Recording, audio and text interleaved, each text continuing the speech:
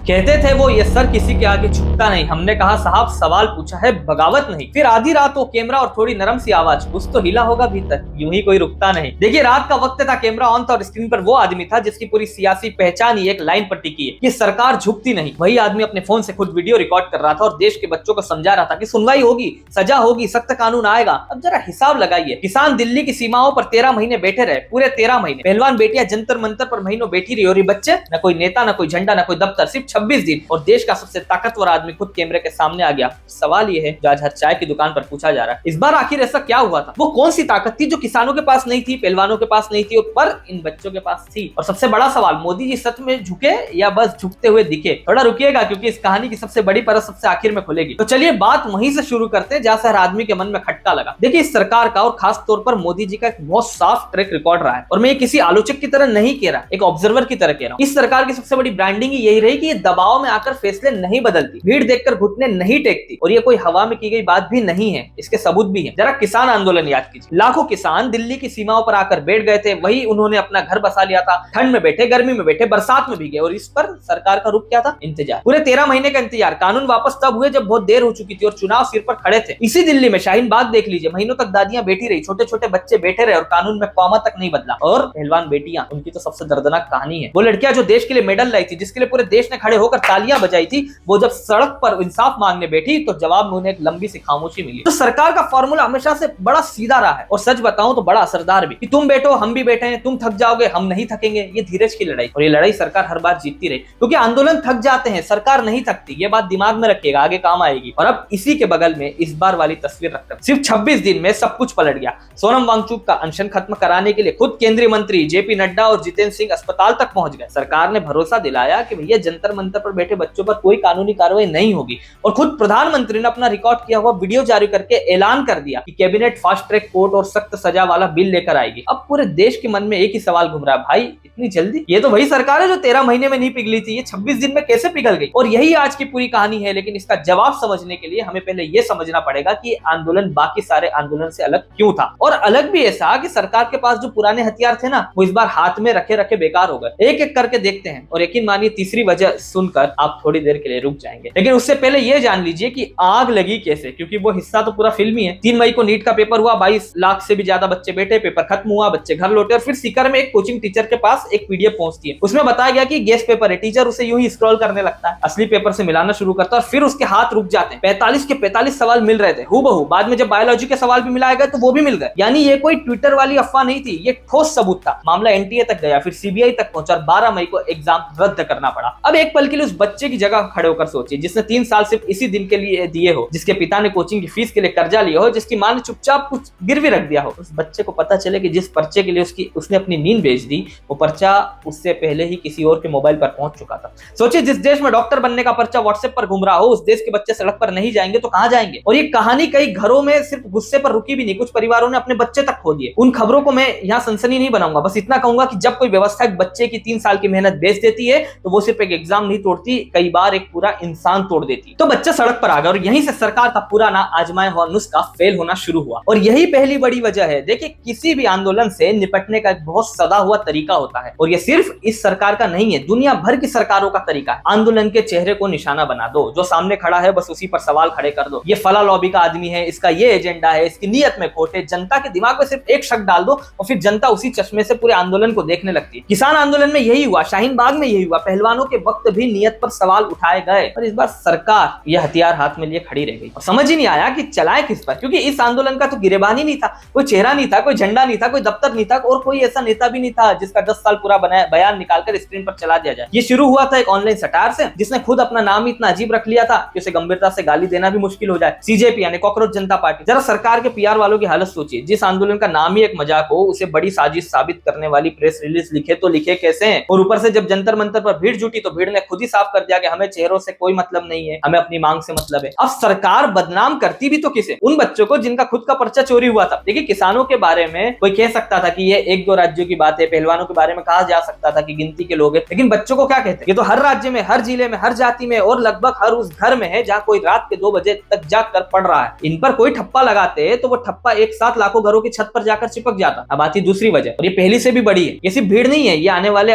Vote bank भी है। फर्क समझिए, किसान आंदोलन के वक्त हर पार्टी के पास कैलकुलेटर था, सबको पता था कि कौन सा किसान किस समुदाय से किस सीट पर कितना असर पड़ेगा, कहां नुकसान होगा और कहां से भरपाई हो जाएगी। लेकिन 18-19 साल के बच्चों का कैलकुलेटर किसी के पास नहीं होता। ये वो पीढ़ी है जिसने अभी अभी वोट देना शुरू किया है और असली बात यह है कि इनकी राजनीतिक याददाश्त अभी इसी हफ्ते बन रही है। और भाई याददाश्त बनती कैसे है? पहली चोट से बनती है। जैसे पहला इश्क जिंदगी भर याद रहता है, वैसे पहला धोखा भी याद रहता है और पहला डंडा भी। जिस 18 साल के बच्चे ने अपनी 3 साल की मेहनत को एक पीडीएफ में बिकते देखा और फिर सवाल पूछने पर सड़क पर लाठी देखी, वो इसे 20 साल बाद भी नहीं भूलेगा। वो इसे तब भी याद रखेगा जब उसकी उम्र 38 होगी और उसके हाथ में वोटर आईडी के साथ साथ एक पूरा परिवार होगा। और कोई भी दूर तक सोचने वाली पार्टी, और बीजेपी की छवि तो हमेशा से यही रही है, वो बहुत आगे की सोचती है, ये खतरा मोल नहीं लेना चाहिए कि एक पूरी पीढ़ी की पहली राजनीतिक याद उसी के खिलाफ बन जाए। और तीसरी वजह जो मेरे हिसाब से इस पूरी कहानी की सबसे दिलचस्प बात है वो ये कि इस बार तो मैदान ही बदल गया था। देखिए पहले के आंदोलन में एक बहुत सीधी सी बात होती थी, विलेन कौन है, ये रात 9 बजे टीवी का एंकर तय कर देता था। एक बहस होती थी, 4 लोग चिखते थे, देश जानना चाहता वाला शोर होता था और अगली सुबह तक देश की राय बन चुकी होती। लेकिन ये पीढ़ी तो टीवी देखती ही नहीं, ये यूट्यूब पर रहती है, इंस्टाग्राम पर रहती है और प्राइम टाइम वाले एंकरों को ये लोग सीरियसली लेते ही नहीं, उल्टा उनके मीम बनाते। नतीजा क्या हुआ? हर एक लाठी का वीडियो कुछ ही मिनटों में करोड़ों फोन तक पहुंच रहा था, बिना किसी चैनल की मदद के, बिना किसी बहस के और सबसे बड़ी बात बिना किसी सफाई के। और यहाँ मैं एक लाइन कहना चाहता हूँ जो मुझे लगता है इस पूरे दौर की सबसे जरूरी बात है। कोई भी सरकार टीवी की बहस जीत सकती है लेकिन एल्गोरिदम से नहीं लड़ सकती। एल्गोरिदम आपकी पार्टी नहीं देखता,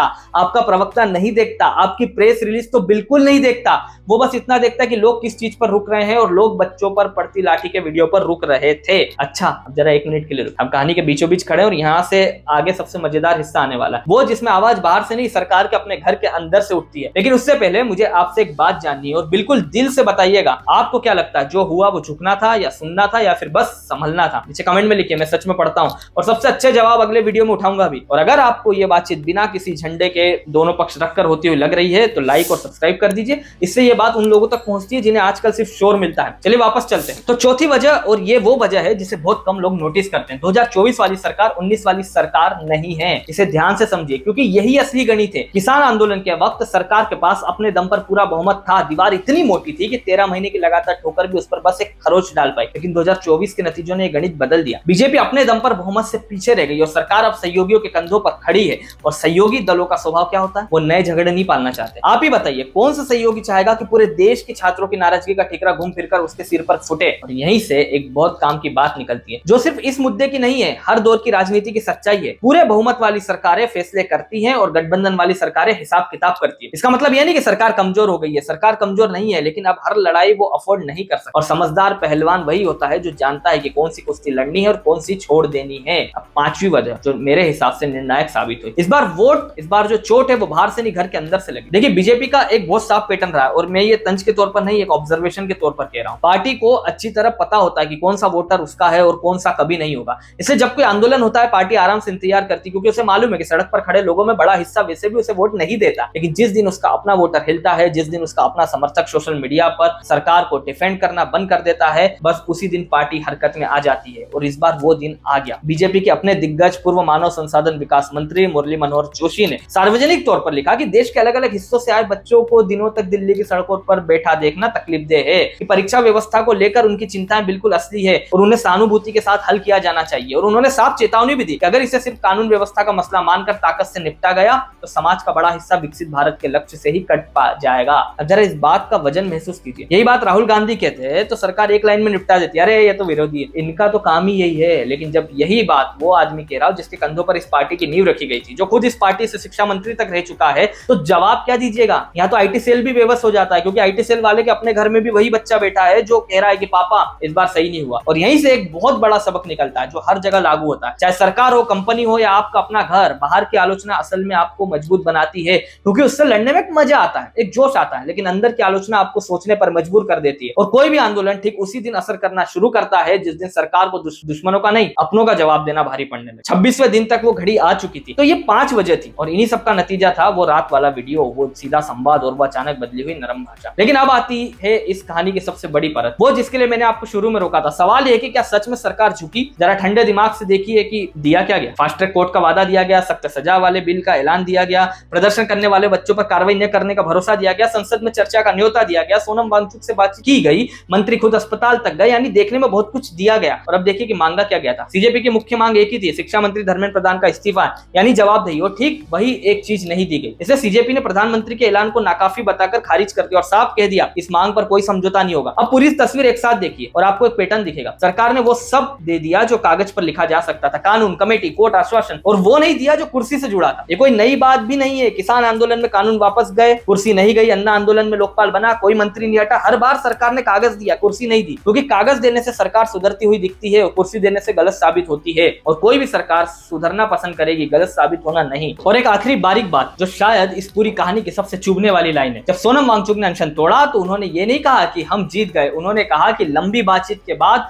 और देश में हिंसा भड़कने की आशंका को देखते हुए उन्होंने अनशन खत्म किया। अब इस एक लाइन को तराजू पर रखकर देखिए, जीतने वाला आदमी जश्न की बात करता है, डर की नहीं। तो शायद ये पूरी जीत थी ही नहीं, शायद ये दोनों तरफ से एक बचाव था। इसे शतरंज की तरह समझिए, सामने वाले का सबसे बड़ा मोहरा यानी अनशन बोर्ड से हट गया और सरकार की कुर्सी अपनी जगह बनी रही। तो अब वापस उसी सवाल पर आते हैं, मोदी जी झुके या नहीं? समर्थक कहते हैं कि बिल्कुल नहीं झुके। उन्होंने सुना, और सुनने और झुकने में बड़ा फर्क होता है। एक जिम्मेदार सरकार अगर बच्चों की बात सुनकर कानून सख्त करती है तो ये कमजोरी नहीं, संवेदनशीलता है। और सच बताऊं, इस तर्क में दम भी है। वहीं आलोचक कहते हैं कि जो काम 13 महीने का किसान आंदोलन नहीं करा पाया वो बिना नेता के इन बच्चों ने 26 दिन में करा लिया। और अगर आपको रात में खुद कैमरा उठाकर वीडियो बनाना पड़ रहा है तो साहब दीवार में दरार तो आई है, और इस तर्क में भी उतना ही दम है। तो शख्स शायद इन दोनों के बीच में कहीं खड़ा है। और अगर आप मुझसे पूछे कि इस पूरी कहानी से हमें लेकर क्या जाना चाहिए, तो 4 बातें हैं जो मैं चाहता हूं कि आप याद रखें, क्योंकि ये सिर्फ इस आंदोलन की नहीं, ताकत और समाज के रिश्तों की सीख है। पहली बात, जिस आंदोलन का कोई चेहरा नहीं होता उसे बदनाम करना सबसे मुश्किल होता है। हम हमेशा यही सोचते हैं कि किसी भी लड़ाई के लिए एक बड़ा लीडर चाहिए, एक मजबूत चेहरा चाहिए, लेकिन इस कहानी ने बिल्कुल उल्टा दिखाया। यहाँ नेता का न होना ही सबसे बड़ी ताकत बन गया, क्योंकि हमला करने के लिए कोई गिरेबान ही नहीं था। और जिस दिन मुद्दा चेहरे से बड़ा हो जाता है उस दिन उसे रोकना बहुत मुश्किल हो जाता है। दूसरी बात,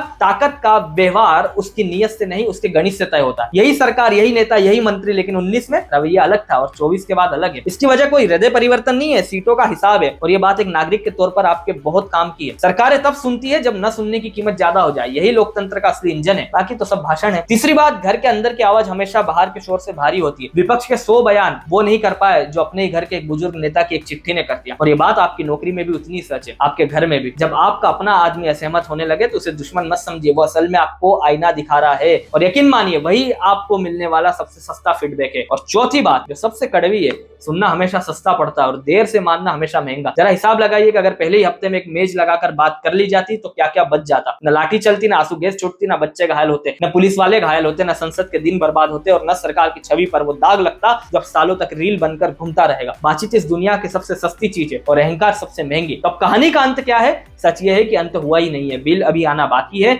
और बिल आखिर है तो कागज ही। भीड़ अभी सड़क पर है और भीड़ एक जिंदा चीज होती है। सीजेपी कह रही है कि लड़ाई जारी रहेगी, क्योंकि जो मांग थी वो अभी मिला नहीं है। और आगे की पूरी कहानी अब बस एक बात पर टिकी है, वो भीड़ कितने दिन और टिकती है। क्योंकि आंदोलन आमतौर पर सरकार की सख्ती से नहीं हारते, अपनी थकान से हारते हैं। लेकिन एक चीज इस बार जरूर बदली है और वो इतिहास में दर्ज होगी। बिना किसी नेता के, बिना किसी झंडे के, बिना किसी दफ्तर के कुछ बच्चों ने 26 दिनों में देश के सबसे ताकतवर आदमी को कैमरे के सामने बैठाकर उनसे सीधे बात करने पर मजबूर कर दिया। अब आप इसे जीत कहिए या नहीं कहिए, ये आपकी मर्जी, लेकिन ये लोकतंत्र का सबसे खूबसूरत सबूत जरूर है। और कि इस देश में आज भी अगर आवाज सच्ची है तो वो सबसे ऊंची दीवार के उस पार भी पहुंच जाती है। और आखिर बात, बिल्कुल दिल से, ये वीडियो किसी एक इंसान के खिलाफ नहीं है, ये उस कुर्सी के बारे में जिस पर आज कोई बैठा है और कल कोई और बैठेगा। क्योंकि सवाल पूछने वाला दुश्मन नहीं होता, सवाल पूछने वाले ही असल में उस व्यवस्था को जिंदा रखता है। और जिस दिन हम सवाल पूछना बंद कर देंगे उसी दिन से जवाब मिलना भी बंद हो जाएगा। तब आप बताइए, ये झुकना था, सुनना था, समझना था, या सिर्फ समझना था? कमेंट सेक्शन में आपका इंतजार रहेगा और मैं वादा करता हूं कि आपकी बात पढ़ूंगा। अगर ये बातचीत आपको बिना किसी झंडे के ईमानदारी से रखी हुई लगी हो तो लाइक कीजिए, अपने उस दोस्तों को शेयर कीजिए जो अभी भी सिर्फ शोर सुन रहा है, और चैनल सब्सक्राइब कर लीजिए। सवाल आप भी पूछते रहिए, हम भी पूछते रहेंगे, क्योंकि सवाल जिंदा है तो लोकतंत्र जिंदा है। एक नए वीडियो के साथ आप सभी से जल्द मुलाकात होगी। धन्यवाद। जय हिंद।